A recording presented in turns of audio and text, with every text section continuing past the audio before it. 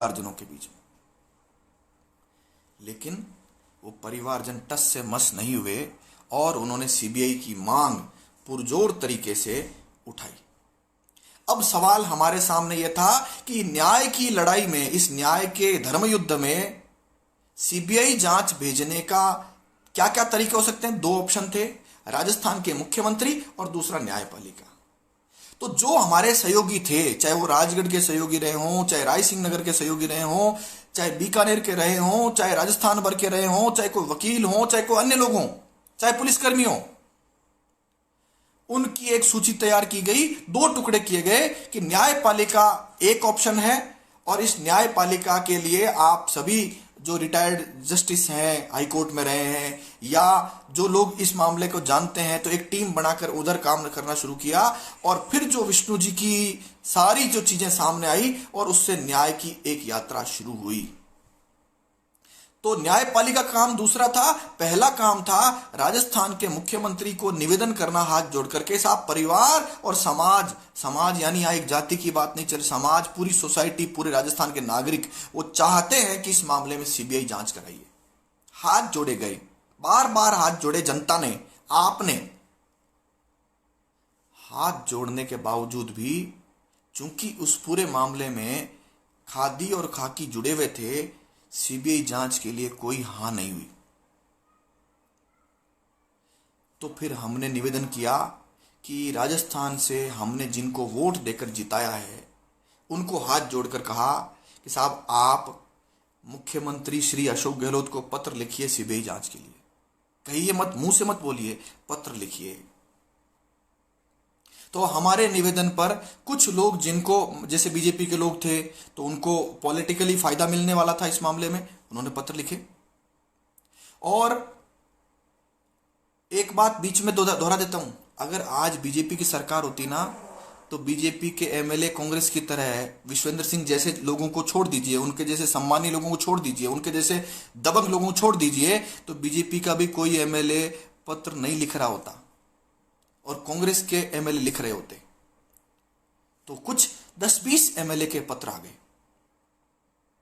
हाथ जोड़े सब लोगों ने, आपने भी जोड़े, हमने भी जोड़े, पुलिस वालों ने जोड़े। मैं जिम्मेदारी से कहता हूं, राजस्थान के कई पुलिस वालों ने, जिनको हमने सूची में लिया, कई आईपीएस अफसर थे जो हमको लगता है कि ये अच्छे लोग हैं, ईमानदार लोग हैं, न्यायप्रिय लोग हैं, उनको भी हमने हाथ जोड़ जोड़ कर निवेदन किया और कहा साहब आप हमारी ये मदद करिए कि आपके कोई एमएलए संपर्क में है तो उनको कहिए कि सीएम को पत्र लिखें। काम शुरू हुआ लेकिन ज्यादा सफल नहीं हुए। फिर थोड़ी सी नीति बदल करके हमने कहा कि जो एमएलए पत्र नहीं दे रहे हैं उनसे, या एमपी जो पत्र नहीं दे रहे हैं उनके हारे हुए एमएलए और एमपी से पत्र ले लीजिए और वो सारे पत्र जो जनता के सामने रख दीजिए कि साहब इन एमएलए साहब ने पत्र दिया है, इन्होंने नहीं दिया है, जनता के सामने कर दीजिए। यहां पर मैं एक उदाहरण बताना चाहता हूं, ये मेरे खुद के जीवन का है और आप लोग जो देख रहे हैं उनमें से कई लोग मेरे शामिल थे, उस उदाहरण में कई शामिल थे। बीकानेर जिले का मैं रहने वाला हूं। बीकानेर में एक बहुत बड़ा अस्पताल है जहां पर पंजाब हरियाणा से लोग आते हैं। उस अस्पताल का नाम है पीबीएम अस्पताल। 2015 में हमने देखा, हमारे साथियों ने देखा कि वहां पर डॉक्टर साहब आते ही नहीं थे। डॉक्टर साहब अगर आने का मूड हुआ तो थोड़ी देर आते थे, अटेंडेंस लगाई और चुपचाप चल जाते थे, घर पे देखते थे मरीजों को। एक फॉर्मूला लाए हम लोग, 100 लोग, 100 साथी, 100 युवा साथी, तिरंगा झंडा हाथ में, जहां पीबीएम अस्पताल में अटेंडेंस लगती थी वहां एक घेरा बना करके खड़े हो जाते थे और कुछ नहीं कहते थे, कोई अभद्रता नहीं करते थे, कोई गाली नहीं निकालते थे, कोई एक्ट नहीं करते थे। जैसे ही डॉक्टर साहब 8 बजे से पहले आए तो तिरंगा झंडा हाथ में और बोलते थे भारत माता की जय। तो जो डॉक्टर साहब 8 बजे से पहले आते थे वो खुश होते थे और वापस भी कई बार नारे लगा देते थे भारत माता की जय। जो डॉक्टर 8 बजे आते थे उनका एक दृश्य बताता हूं आपको, वो बड़ा काम का है, अपने इस विष्णु जी की यात्रा में भी बड़ा काम आया। जिनके 8 घड़ी देखते देखते 8 बज रहे थे, वो चलती कार में से कूद कर गिरते पड़ते और आ रहे थे, मैं सब समय पर पहुंच गया, मैं समय पर पहुंच गया। और तीसरा प्रयोग वो था, वही का वो जो 8 बजे के बाद आ रहे थे, उनको भी तिरंगा झंडा हाथ में और बोला भारत माता की जय, तो गर्दन नीची करके वो घुस रहे थे। इस मामले में भी इस प्रयोग को काम में लिया गया कि हमने कहा जो हारा हुआ है उससे पत्र ले लीजिए। तो जितने जीते हुए एमएलए थे उनमें से लगभग बीजेपी के लोगों ने पत्र दे दिए और हारे हुए एमएलए के पत्र आने शुरू हो गए। जो कांग्रेस से हारे उनके दबादब पत्र आ गए। ये पत्रों की संख्या लगभग 200 से ऊपर चली गई। और उन्होंने यह भी कहा कि यह पत्र जनता को ध्यान में लाइए कि साहब हमने पत्र लिख दिया सीएम को। काम यहां भी नहीं चला। विष्णु जी ने जिस घर में जन्म लिया वह समाज था जो किसी निरीह जानवर के लिए या पेड़ के लिए जान दे सकते हैं। वो लोग राजस्थान में ऐसी स्थिति भी पैदा कर सकते थे कि इस राजस्थान से में लॉ एंड ऑर्डर की स्थिति सरकार से नहीं संभलती।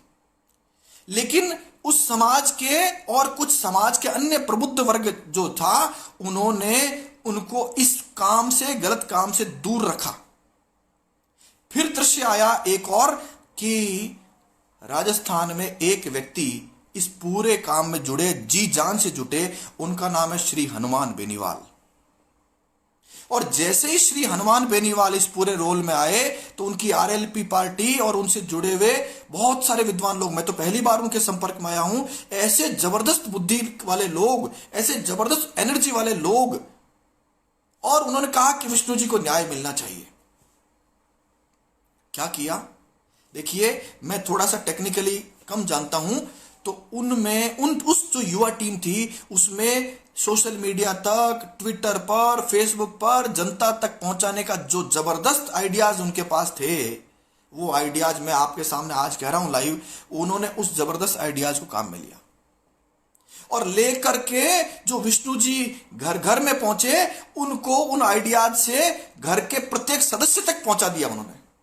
आज राजस्थान नहीं, देश में विष्णु जी को नाम को जाना जाने लगा। ट्विटर पर देश में सबसे नंबर 1 पर ज्वलंत मुद्दा बना। अब सवाल आया कि बदनाम किया जाए। कुछ 10-20 लोग जो आलोचक कह दीजिए, उनको आरोप लगाने वाले कह दीजिए, या कुछ और। हालांकि मेरा व्यक्तिगत मत हमेशा यह रहा है कि आज जो आलोचक है वो कल हमारा समर्थक हो सकता है। लेकिन अगर आपने आलोचक का अपमान कर दिया, आपने उसके बारे में कुछ ऐसा लिख दिया, तो हो सकता है वो जीवन भर इंतजार करता रहेगा कि मैं अगली बार आलोचना कैसे करूं। इस बार भी जब आलोचना की गई तो 2 प्रकार से आलोचना की गई। पहली आलोचना तो यह शुरू हुई कि विष्णु जी ने 50,000 रुपये रिश्वत ली, विष्णु जी जो है कायर थे, विष्णु जी ये थे वे थे, ये सब किया गया। दूसरा खतरा जो इन आईपीएस अफसरों को था, वो इनको लग रहा था ये गोवर्धन सिंह जो है ये हट जाए पूरे खेल से, तो मेरे बारे में बहुत सारी बातें इधर उधर फैलाई गई। मैं गुंडा हूं, बदमाश हूं, हिस्ट्रीटर हूं, मेरे दूसरे तरह के मोटिव है, ये सब बातें समझाई उन्होंने। लेकिन ये बात तब फेल हो गई जब मैंने इन आरोपों के सामने भागना शुरू कर दिया और मैंने कहा जितने आरोप ये सरकार, सत्ता के लोग या खाकी के बड़े अफसर लगा रहे हैं, आप कमेंट में लिख दीजिए, मैं आज शाम को सभी आरोपों का जवाब दूंगा। आप आश्चर्य करेंगे, मैं उस दिन बैठा, जितने मेरे सामने आरोप सामने थे उन सब आरोपों के जवाब दिए। प्लस मैंने कहा अब लाइव भी पूछ लीजिए, मान लीजिए कोई छूट गया हो तो पूछ लीजिए, लेकिन अब आज के बाद किसी भी आरोप पर तब तक आप नहीं पूछिएगा जब तक विष्णु जी को न्याय नहीं मिल जाए। आपकी और हमारी क्या मांग थी? आपकी और हमारी केवल यह मांग थी कि मामले की निष्पक्ष जांच सीबीआई से करा दीजिए। हो सकता है कोई सत्ता का व्यक्ति जुड़ा हुआ हो सकता है खाकी से जुड़ा हुआ कोई व्यक्ति हो, या कोई मान लीजिए विष्णु जी भ्रष्टाचारी थे, तो भी हमारा यह कहना था कि विष्णु जी में 1000 कमियां होने के बावजूद आप इसकी जांच राजस्थान से बाहर सीबीआई से करा दीजिए, क्योंकि यहां सत्ता और खाकी का जो गठबंधन था, अवैध गठबंधन था, हमको उससे भय था, समाज में संदेह था, परिवार में संदेह था। लेकिन सीबीआई जांच जो है वो स्थितियां बदल गई। अब जो सरकार में बैठे विष्णु जी के परिवार या समाज से जुड़े हुए लोग जो थे, उन्होंने क्या दृश्य देखा? उन्होंने दृश्य देखा कि हम नहीं, राजस्थान के वो सारे एमएलए जो सीबीआई जांच के लिए पत्र नहीं दे रहे हैं या मांग नहीं कर रहे हैं, सब के सब जमानत जब्त हो जाएगी उनकी। इससे इनमें बहुत खलबली मची।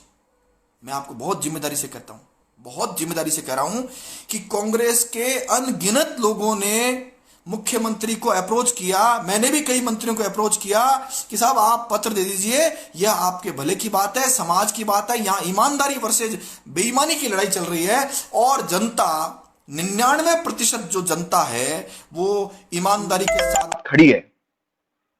1% जो आपसे जुड़े हुए या कोई अन्य लोग जो किसी न किसी रूप में लाभ उठाते हैं, केवल उनको छोड़कर बाकी सब जो लोग हैं वो आपके दिख सकते हैं, होंगे वो भी नहीं। तो ईमानदारी वर्सेज ईमानदारी बनाम जब बेईमानी की लड़ाई शुरू हुई, तो इस लड़ाई में हम यहां तक पहुंचे। अब खेल शुरू हुआ 1 तारीख यानी आज जैसे ही लॉकडाउन खुला, तो जो युवा अंदर से घुट रहा था, कसमसा रहा था, न्याय दिलाना चाहता था, वो कहा कि हम धरना प्रदर्शन ये वो जो भी कर सकते हैं करिए।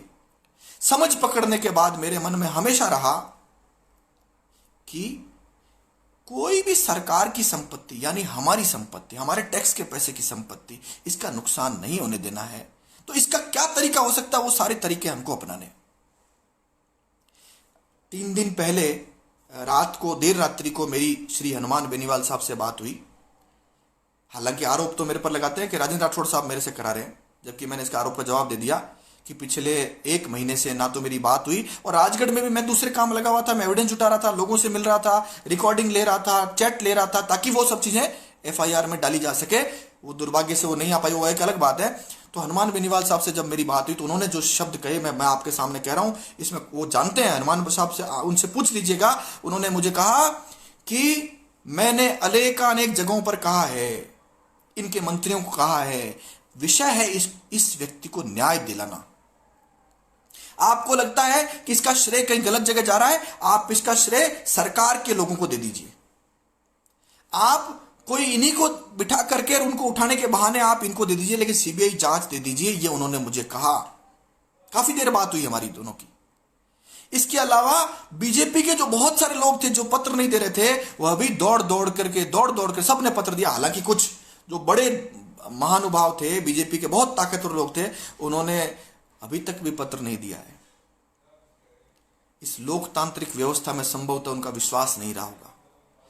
कागज और कलम के उपयोग से अगर किसी को न्याय मिल सकता है, तो यह अद्वितीय उदाहरण है विष्णु जी वाला, जिसमें स्थितियां क्या पैदा हुई, जो अभी मैं आगे बताता हूं। इसके आगे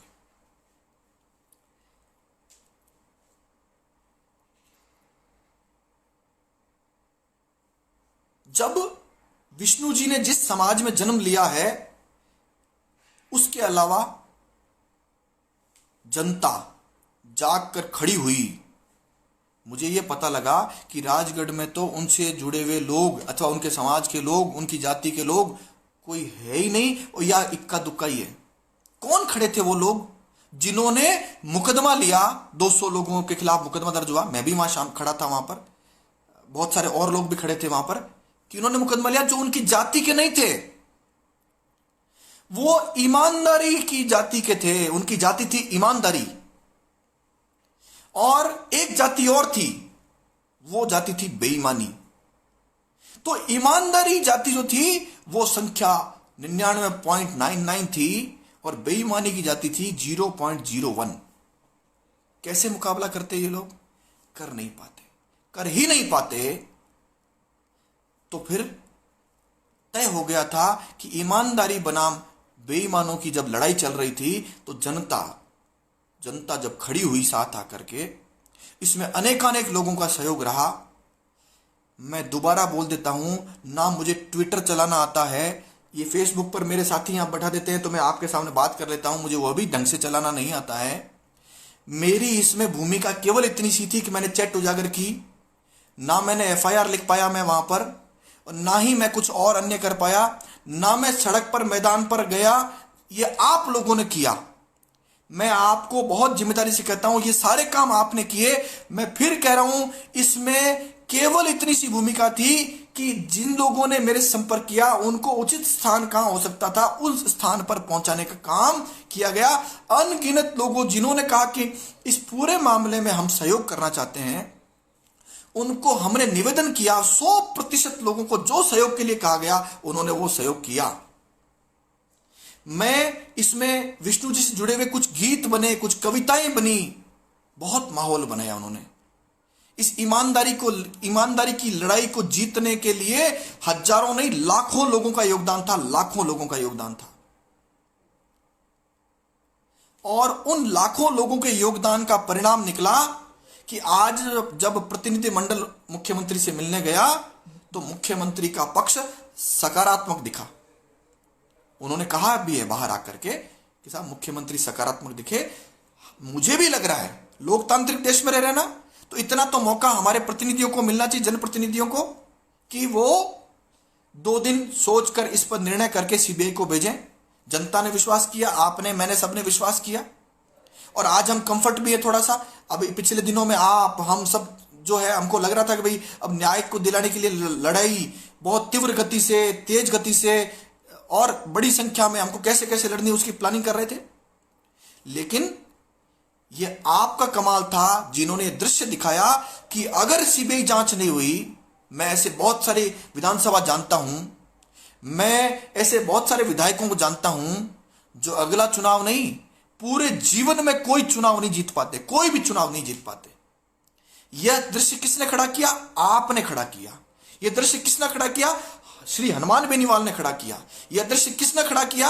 श्री राहुल कसवा ने खड़ा किया। यह दृश्य किसने खड़ा किया? राजेंद्र राठौड़ साहब ने, जनता ने, न्यांगली साहब ने और अनगिनत पुलिस वालों ने। मैं यहां पर वो नाम लेना भूलूंगा नहीं, नाम नहीं बताऊंगा, लेकिन मैं कहना नहीं भूलूंगा, कई आईपीएस अफसर, कई आरपीएस अफसर, कई इंस्पेक्टर, और उससे भी बड़ी भूमिका वो थी सिपाहियों की।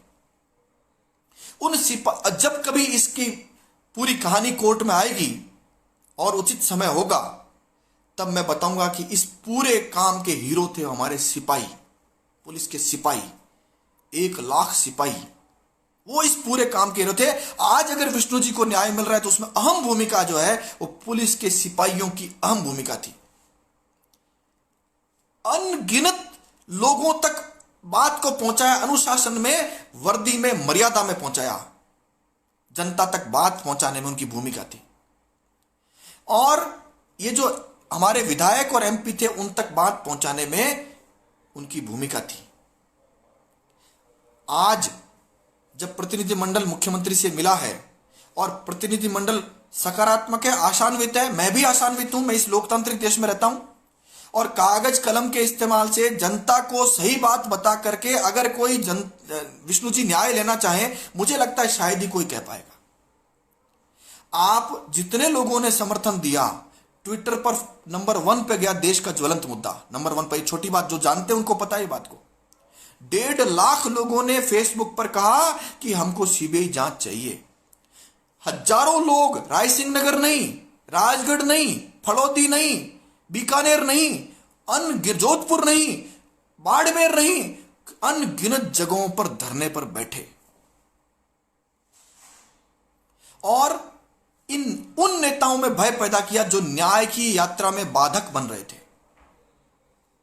उन पुलिसकर्मियों में भी भय पैदा किया, उन्हीं पुलिसकर्मियों ने जो न्याय की यात्रा में बाधक बन रहे थे।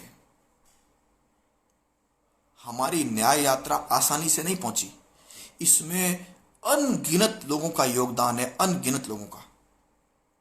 इन्होंने मेरे फोन संभवतः सर्विलांस पे रखे होंगे, जो लोग इस आंदोलन से जुड़े उनके फोन भी सर्विलांस पे रखे होंगे, उनके परिवारजनों के फोन भी सर्विलांस पे रखे होंगे। और जब सर्विलांस पे रखे होंगे तो निश्चित रूप से इंटेलिजेंस ने रिपोर्ट दी होगी कि साहब राजस्थान में ऐसा दृश्य पहले कभी हुआ नहीं और आगे होगा नहीं। अगर आपने सीबीआई जांच की मांग इनकी नहीं मानी गई, निश्चित रूप से ऐसा हुआ होगा, और तो राजस्थान में लॉ एंड ऑर्डर कभी बच नहीं सकता, क्योंकि यहां पर बात ईमानदारी बनाम बेईमानी की थी।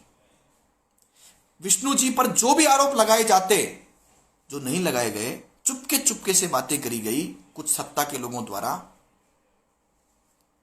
पता है चुपके चुपके क्यों करी? अगर ये बोल देते ना तो पेट्रोल को तीली जलाकर दिखाने जैसा वातावरण हो जाता राजस्थान में, और उस आग को, उस कानून व्यवस्था को सही करने में सरकार की सांस फूल जाती। किससे सही कराते? पुलिस से कराते। पुलिस तो बेचारी खुद रो रही थी विष्णु जी के लिए। कैसे कंट्रोल करते? आप कर नहीं सकते थे।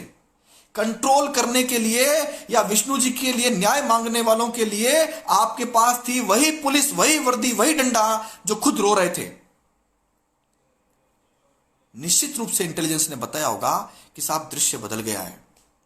और इधर विष्णु जी ने जिस समाज में जन्म लिया, उन्होंने भी बढ़ चढ़ करके बच्चे से बच्चा, अमेरिका से फोन आए, मैं अगर मेरे कॉल इन्होंने सर्विलांस पे रखे हों तो भारत से बाहर अनेकानेक देशों से फोन आए हैं जिन्होंने कहा है हमारा क्या योगदान हो सकता है इस न्याय की लड़ाई में। बात उनकी जाति की नहीं थी, अनेकानेक लोग, भारत के अनेकानेक लोगों के फोन आए कि हमारा क्या योगदान हो सकता है। कई लोगों के मैसेज मेरे पास पड़े हैं, अगर सरकार ने सर्विलांस पर रखा हो तो पड़े होंगे, हम जान देने को तैयार है। ये कौन लोग थे? जो हिरण और पेड़ के लिए जान देने वाले लोग थे, वो लोग थे। ये जानती थी सरकार कि ये लोग जान दे सकते हैं। ये सारी बातें इनको समझ में आई होगी, चूंकि फिर मैं दोबारा दोहरा देता हूं, हम लोकतांत्रिक देश में रह रहे हैं। हम इसका श्रेय 100% अगर ये मांगेंगे तो हम अशोक गहलोत साहब को देंगे कि अशोक गहलोत साहब, आप बहुत संवेदनशील व्यक्ति हैं। आपने सीबीआई जांच की जो हमारी मांग मानी है, जनता की, प्रतिनिधिमंडल की और लोगों की, नेताओं की, इसके लिए हम आपके हृदय से आभारी हैं। यह हमको कहने में कोई आपत्ति नहीं है। लेकिन अभी न्याय की यात्रा पूर्ण नहीं हुई है। अभी तो बहुत थोड़ा सा हिस्सा आश्वासन, और नेता का आश्वासन कैसा होता है आप जानते हैं। हालांकि इस मामले में झूठा आश्वासन देना बहुत महंगा पड़ सकता है, आप जानते हैं, नेताजी भी जानते हैं, मुख्यमंत्री भी जानते हैं कि झूठा आश्वासन देना इस मामले में बहुत खतरनाक हो सकता है, क्योंकि यह लड़ाई ईमानदारी बनाम बेईमानी की थी। कौन खड़ा होगा बेईमानों के पक्ष में? कोई ये कहे कि मेरे मामले में या विष्णु जी के मामले में या किसी जनता के मामले में निष्पक्ष जांच करा दीजिए। अगर कोई निष्पक्ष जांच की मांग करता है, क्या उसको कोई रोक सकता है? तो मैं कहता हूं रोक नहीं सकता और रोक नहीं पाए। यानी आश्वासन जो दिया गया है, मुझे यह बहुत दृढ़ विश्वास है कि इस आश्वासन के बाद यह जांच संभवतः आज नहीं तो कल, 2 दिन का जो समय इन्होंने लिया है, परसों 2 दिन में ये जांच का पत्र सीबीआई को चला जाएगा। अगर चला जाता है तो हमारी न्याय यात्रा का आधा सफर पूरा हुआ है। अभी तक पूरा सफर नहीं पूरा हुआ है, लेकिन आधा पूरा हो जाएगा, ऐसा मुझे भी लगता है। आधा सफर हमारा पूरा हो गया है, लेकिन अब आधा सफर हमारा कौन सा है? वो है सीबीआई जांच सही हो, सही दिशा में हो और हमारे लोग सुपरविजन करें। तो जोधपुर हाईकोर्ट से देवी सिंह जी वकील साहब और ऐसे अनेकानेक वकील साहब ने एक बड़ा सा ग्रुप निर्माण कर लिया है, और वो बड़ा सा ग्रुप जिसमें मेरे से कई गुना विद्वान वकील उसमें मौजूद हैं, जो ये चिंता करेंगे कि इस सीबीआई जांच में कोई चूक नहीं हो। उसकी अनुसंधान की निगरानी भी करेंगे वो वकील साहब, और विष्णु जी को न्याय के अंतिम छोर तक पहुंचने में निशुल्क पैरवी भी करेंगे।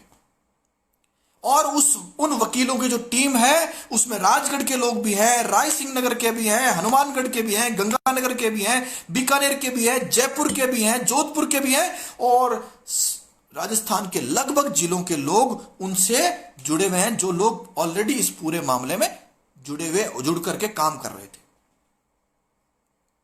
तो न्याय की लड़ाई का ये दूसरा हिस्सा जो है, उसका एक छोटा हिस्सा यह है कि हमको सीबीआई जांच की निगरानी करनी है, और जब इस मामले में जो भी दोषी निकले, चाहे सत्ता से जुड़ा हुआ व्यक्ति हो, चाहे खाकी पहना हुआ बड़ा अफसर हो, और चाहे कोई अन्य व्यक्ति निकले, उसको कठोर से कठोर सजा जो भी कानून में है वहां तक पहुंचा करके ही हमको दम लेना है। तब न्याय की यात्रा का दूसरा हिस्सा पूरा होगा।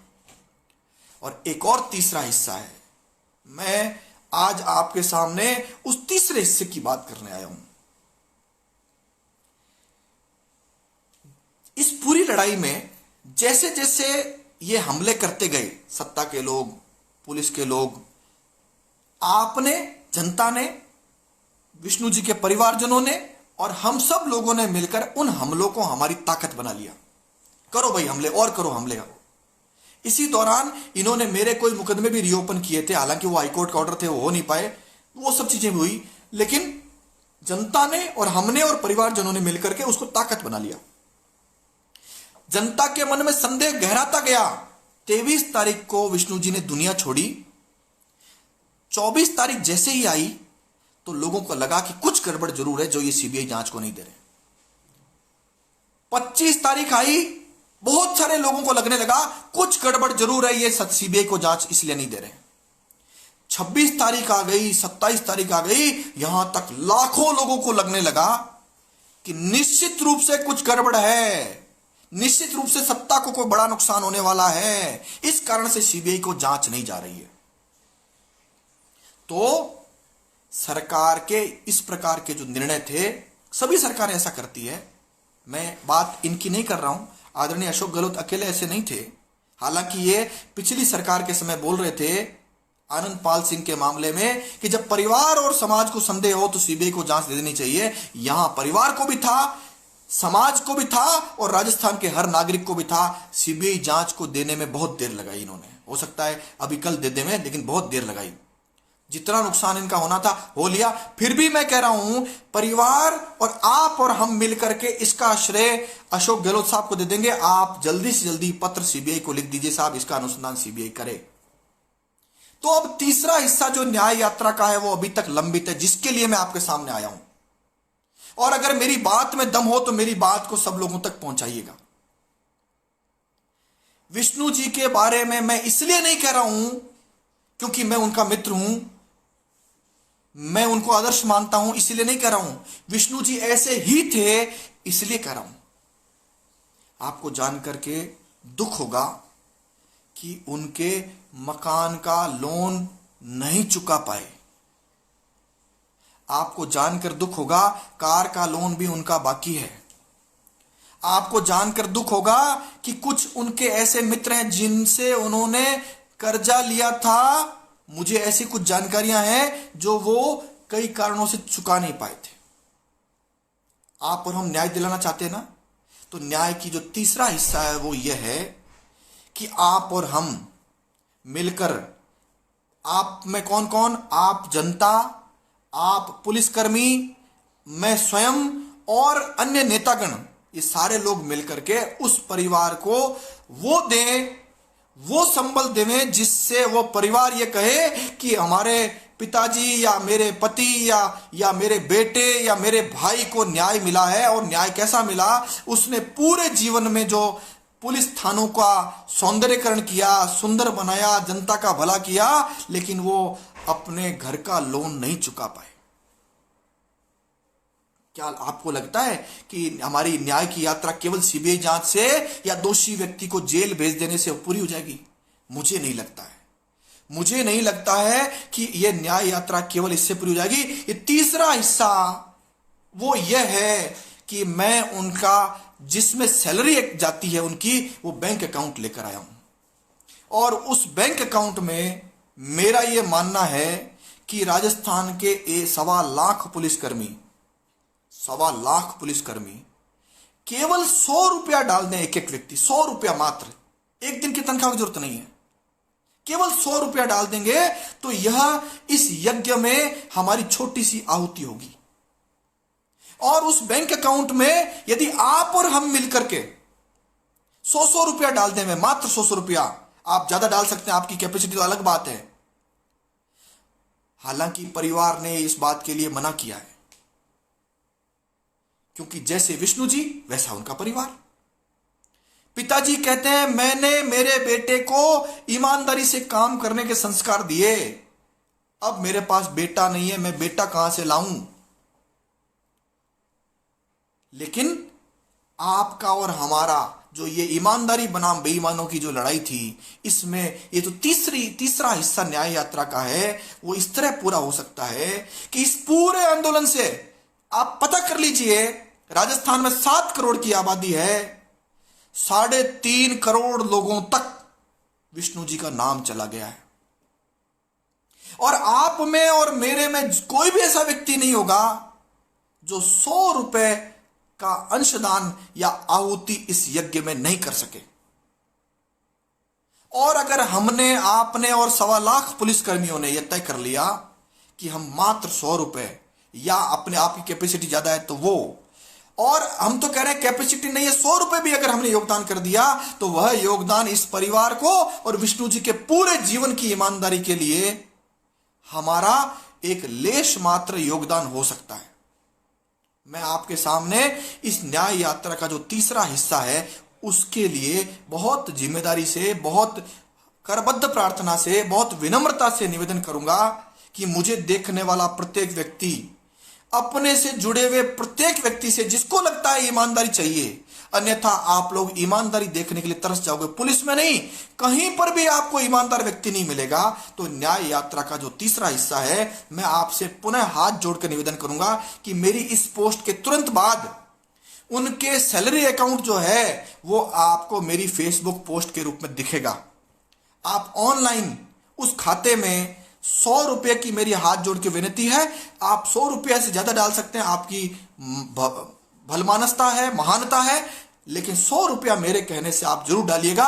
और उसका जो है ये विष्णु जी के किए गए कामों का हमारे कुछ हिस्सा जो है हम एहसान समझ लीजिए, जनता में जो उस देवता ने करके गया उसकी हमारी आहुति समझ करके हमको देनी है। अब अंतिम हिस्सा पूरी बातचीत का बचता है, मैं आपके सामने कर देता हूं।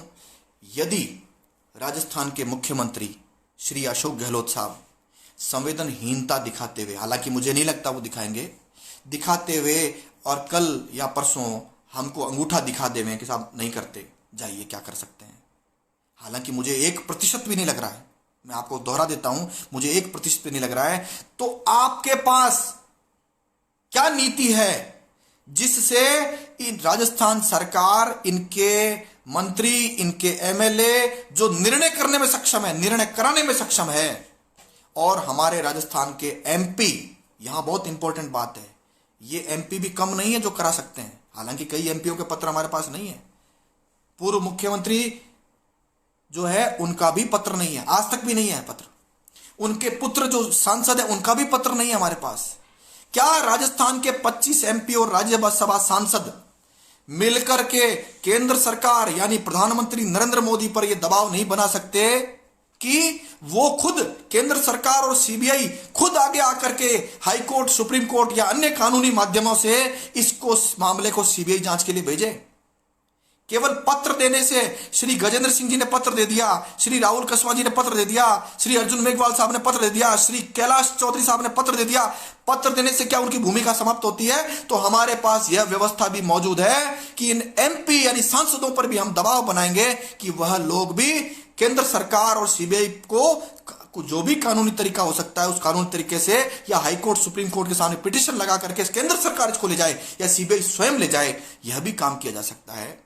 लेकिन हमको यह भी तैयारी रखनी चाहिए कि मान लीजिए ऐसा हो और हमको अंगूठा दिखा देवे तो हम क्या करेंगे? तो हमारे पास यह व्यवस्था रहनी चाहिए कि हमारे चुने गए, हमारे से वोट लेने वाले एमएलए और एमपी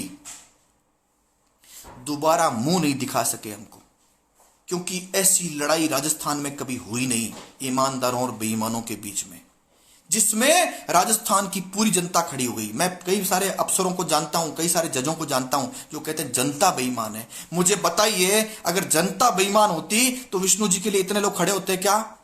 नहीं खड़े होते।